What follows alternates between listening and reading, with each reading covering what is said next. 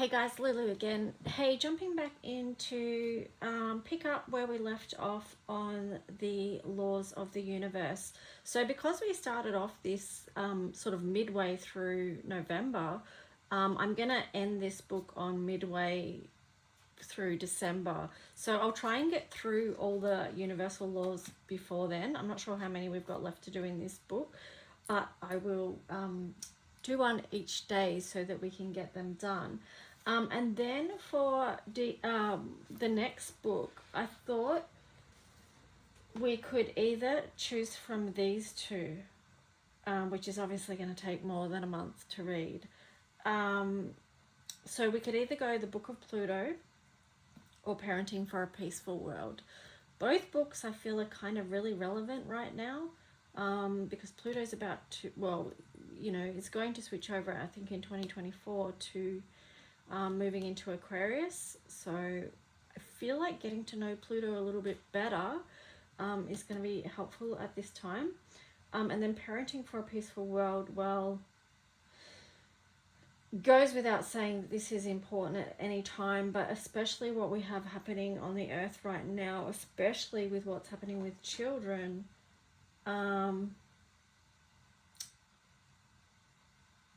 Yeah, I mean, this is important as well, but this one, a lot of the books I have could be quite triggering in some areas for a lot of people, so I guess, yeah, I just have to put a trigger warning on that. But anyway, so these are the two books that I'm thinking of moving into. So if you are enjoying reading along or listening, then just let me know which one you would like to listen to.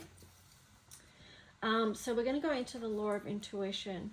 So we can only get in touch with our own source of intuition and wisdom when we no longer depend on others' opinions for our sense of identity or worth. We all tend to worship something. The question is, will we worship the God of opinion or the God of our heart?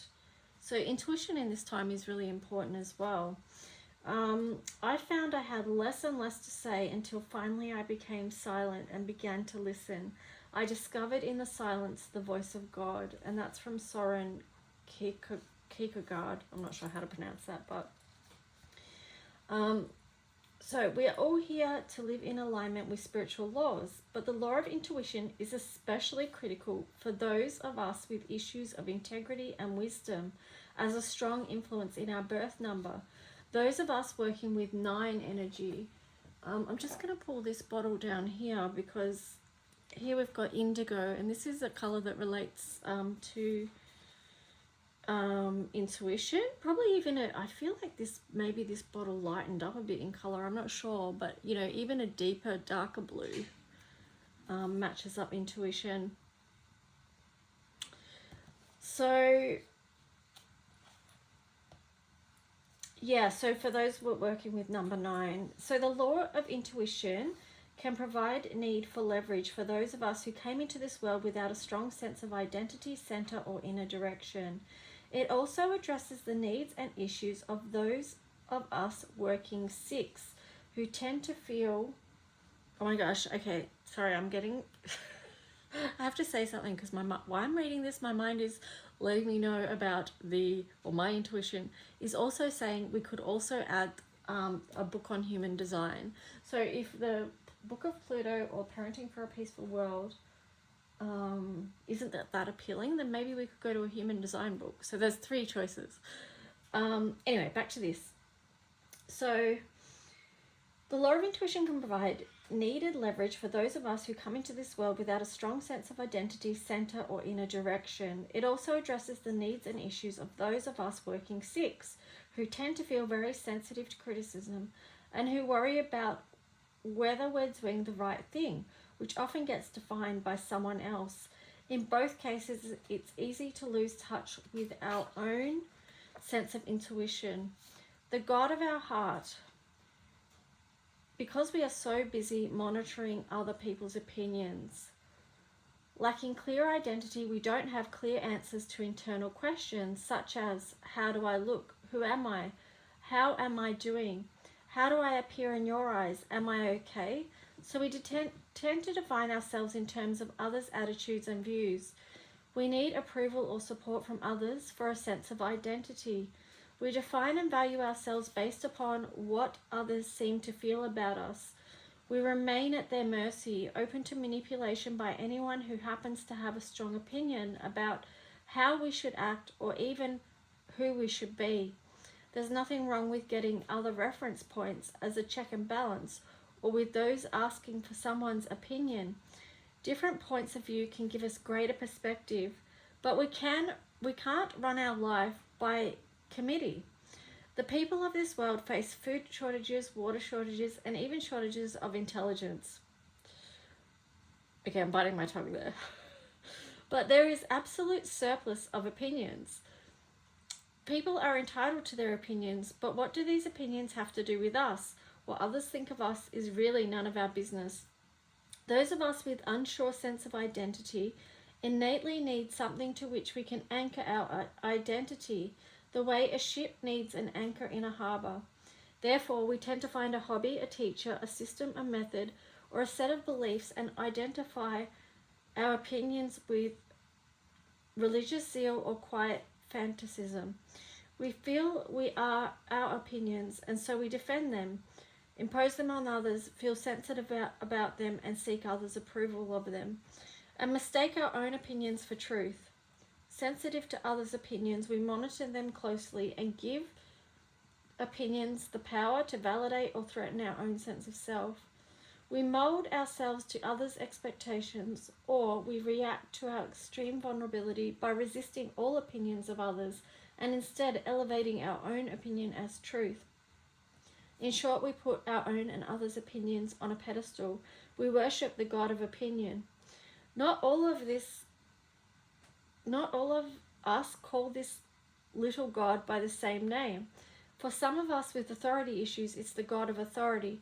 For others, it's the God of comparison. For still others, it becomes the God of money. Whatever we put up on that pedestal tends to overshadow the wisdom of our own heart. We tend to become or take on the qualities of what we worship. So those of us who lack our own sense of intuition can come to act like a little God of opinion or God of authority or God of comparison. We may even tend, without realizing it, to dominate others, not respecting the sanctity of their own process. And then it says, whoever undertakes to set himself up as a judge of truth and knowledge is shipwrecked by the laughter of the gods. And that was from Albert Einstein. So some people who engage in their inner work or spiritual practices strive to access inner guides or master teachers within who may offer wisdom, direction, or answers. Other people claim to act as mediums through whom other beings speak, beings they believe as separate consciousness. But perennial wisdom from the global spiritual traditions remind us that at the level of consciousness itself, we are one and the same, like many drops that return to the ocean. So how can there be separate consciousness? The separate guides or inner master are other parts of our larger self, parts of us that reflect our own innate wisdom. While they can be fascinating, subtle guides should be given no more power or credibility than people whom we respect. And all outside opinion needs to be checked out against our innermost feelings, our heart wisdom. More likely, people who have inner guides whom they perceive as separate are accessing what Carl Jung termed as the collective unconscious, when in or out of trance they open up to different archetypes or subpersonalities stored within our larger human psyche. Whatever mechanisms, the wisdom is ours. We cannot access this guide.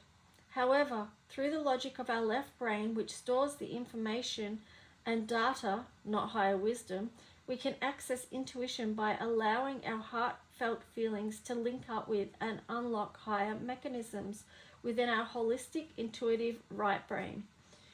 When we make this connection, the combination of feeling and intuition access whatever wisdom we need. The key to process of gaining access to all spiritual laws resides by making an inspired emotional connection to our heart But as already noted, we can't get in touch with our heart while we are monitoring others' opinions. In summary, the law of intuition reminds us to recognize when we are monitoring the God of opinion and to begin to transfer authority to the God of our heart and quiet the inner voice, the only opinion that ultimately has value for us. Once we contact our feeling center,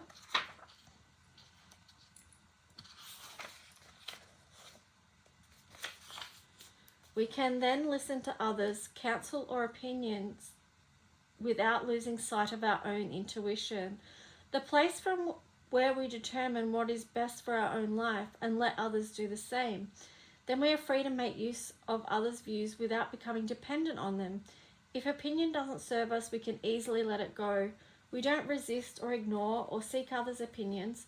We listen to and acknowledge them, take what is useful, and submit all views to the wisdom of our own heart. The following exercises can help you achieve alignment with the law of intuition through direct experience and application. So here it's got experiencing intuition. Visualize yourself walking along a path through a forest, striding forward with purpose and direction, appreciating the beauty around you.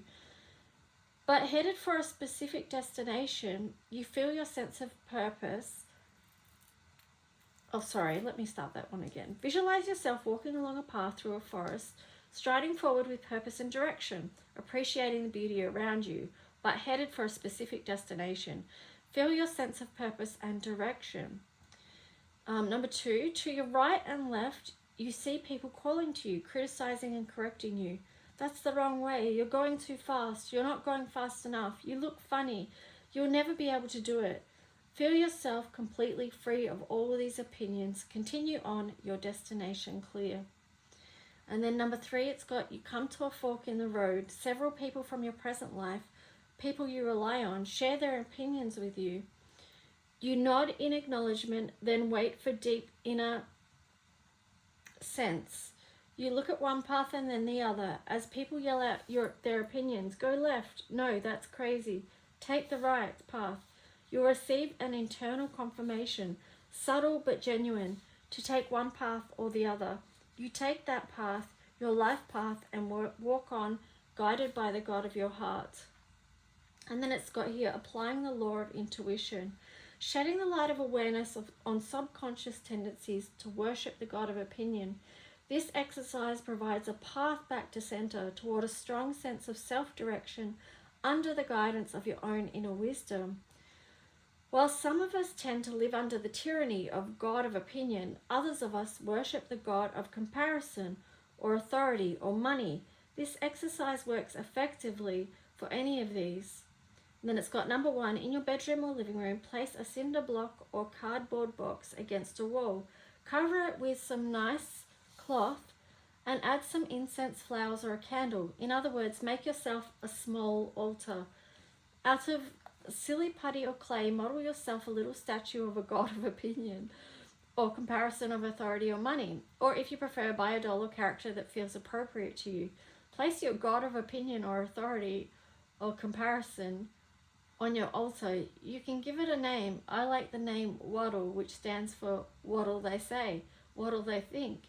Every morning, just after you get up and before you start your day, get down on your hands and knees in front of your altar, bow down and touch your head on the floor and say something like, I worship you, great God of opinion. How am I doing? Am I okay? Am I doing the right thing? How do I look? Or get lost. Use whatever words feel appropriate to you, then go about your day. Side note, I personally wouldn't do this. I wouldn't do this. This exercise only takes 5 or 10 seconds, and you only need to do it for 3 or 4 weeks until you've become fully aware of this issue as it arises in your life. It happens like this: when others have an opinion about you, or you imagine they have an opinion, you can say to yourself, gosh, this person looks and sounds like the God of opinion, but it can't be. I left the God of opinion back home on the cinder block. And besides, I already worshipped it this morning. I got that over with. Do I want to worship it again? The next time others have an opinion about who you are, how you are, or what you're doing, you can let them know, thanks for sharing, acknowledge their opinion, and let them know, here's who I am, here's what I need, here's what I'm doing. Take the God of opinion off the pedestal. Taking the God of opinion off the pedestal opens the way to find your own center once again, and trust the God of your heart. Yeah, I mean, I wouldn't personally do that whole altar thing and make a doll. I mean, if I'm going to create something, I'd rather do it for fun and creativity, not that type of purpose. But I can see where they're going with trying to highlight the absurdity of it. And also you can maybe feel how uncomfortable that would feel, actually acting out that way and bowing before this God of opinion or God of authority or whatever it was.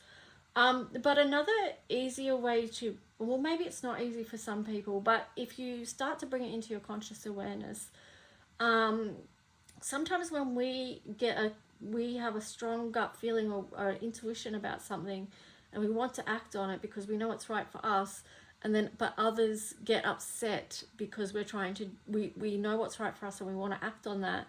It can upset others around us because whatever's going on for them. But all you can do is check in with your own sense, your body feeling, be guided by your intuition. It's so important, your heart and your intuition. And yeah, if you're out of alignment with that, you'll feel most likely a conflict within your body, or within your mind even. So, or both, most likely. Yeah, it ties in with boundaries as well, because sometimes people don't like it when we follow our own path, when we follow our own intuition, when we say we want to do something, but it's not what they want us to do. So, we set the boundaries, and not everyone's going to like it, but if it's on our own path, and we intuitively know it's the correct thing for our soul, and our life journey, then, we can go by that. So I really love that one, actually, and yeah, there's a lot to it. So that's that one. Actually, while I was reading that, I was thinking of another book we could use as well, which is to do with energy, the energy systems around us. Let me see if I can grab it and I can show you what that one looks like. The human design book is not in this room, but it's called Your Sacred Anatomy.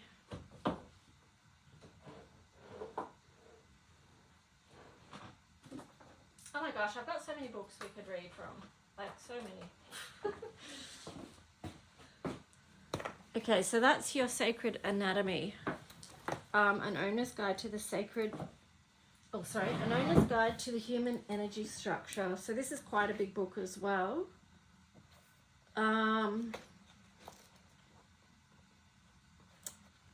Again, equally important, as... See, this one would be good too. Oh my gosh. See, I've got all these books, and part of doing these readings is to get me to actually read all of them. So, yeah. So, okay, so our next book is going to be either The Sacred Anatomy, or The Human Structure, The Book of Pluto, Parenting for a Peaceful World, or the Human Design one. But to be honest, I don't know, this one feels like it would be good. But let me know what you think. You might not care. No one may be listening to these. I don't know. But either way, have a good day, and I'll be back in with another universal law tomorrow. Okay, bye guys.